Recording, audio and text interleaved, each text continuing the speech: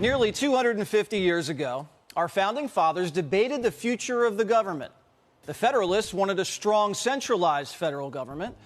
Anti-Federalists, such as Thomas Jefferson, believed that government power should be derived from the individual states joining together.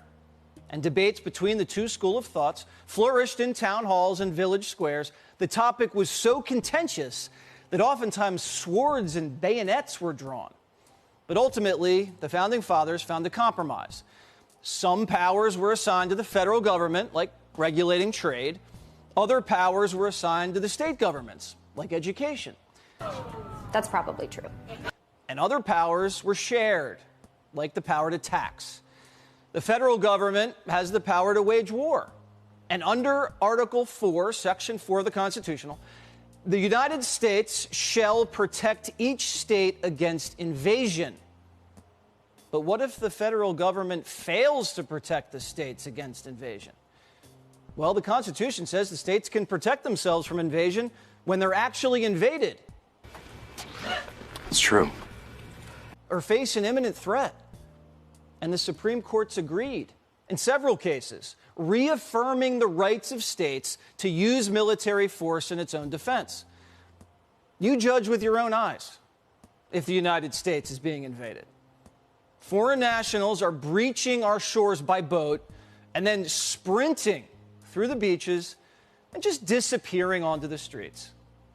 I mean, these foreigners have no right to break into our country. That's not immigration. What you're seeing on the screen is what every country in the world calls an invasion. They say it's not violent, but drugs, sex, and human smuggling, and all of the crime and devastation associated with that is violent. That's what violence is.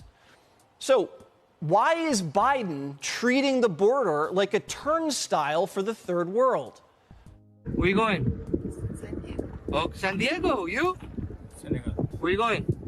New York. Thank you. You? Senegal. Where are you going? New York. Where are you going? Senegal. Where are you from? Where are you going? New York. You? Senegal, New York. Thank you. Senegal. New York. Thank you. Senegal. New York. Thank you. Senegal, New York. Thank you. Senegal, New York. All right, so who do you want as president? A travel agent or a builder? Because look where Biden stopped building the border wall. I am here in Jacumba, California.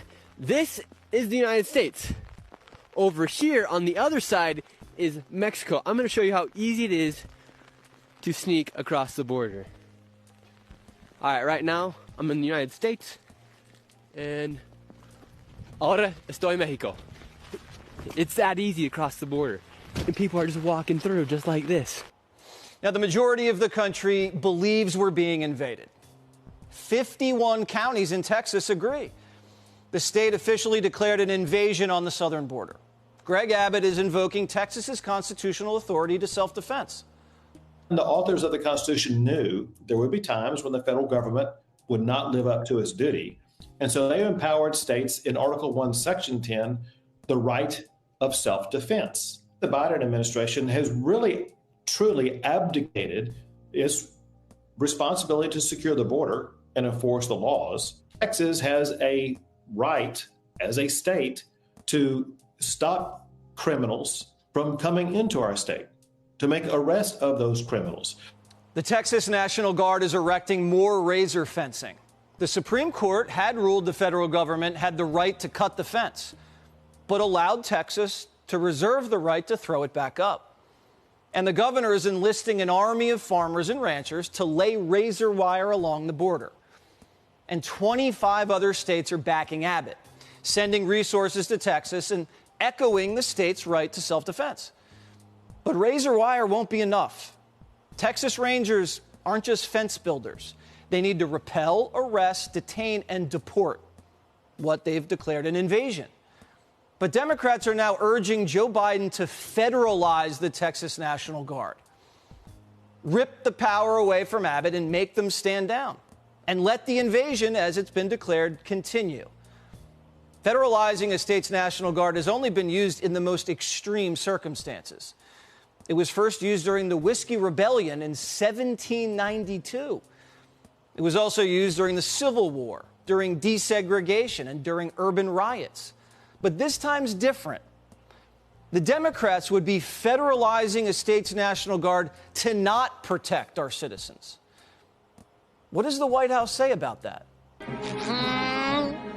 The Border Patrol agents are now, as you said, allowed to cut through the wire because of what the Supreme Court has laid out.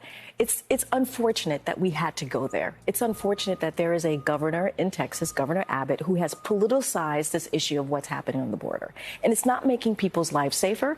It's actually making it harder for law enforcement at the border to do their job. Binder's saying securing the border makes the Border Patrol's job harder.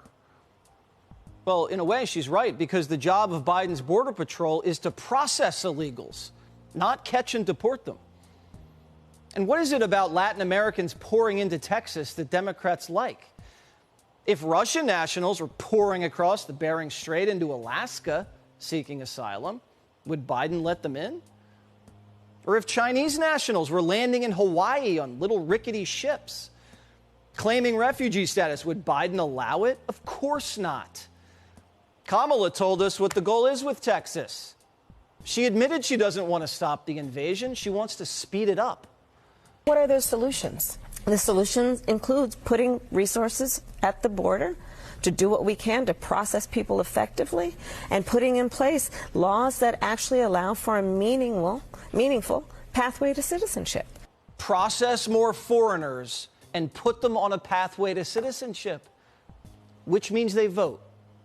In a couple of presidential cycles, you'll be on election night, you'll be announcing that we're calling the 38 electoral votes of Texas for the Democratic nominee for president. It's changing. It's going to become a purple state and then a blue state because of the demographics, because of the population growth of folks from outside of Texas. And while 6 million illegals are waiting for amnesty and voting rights, the census counts them.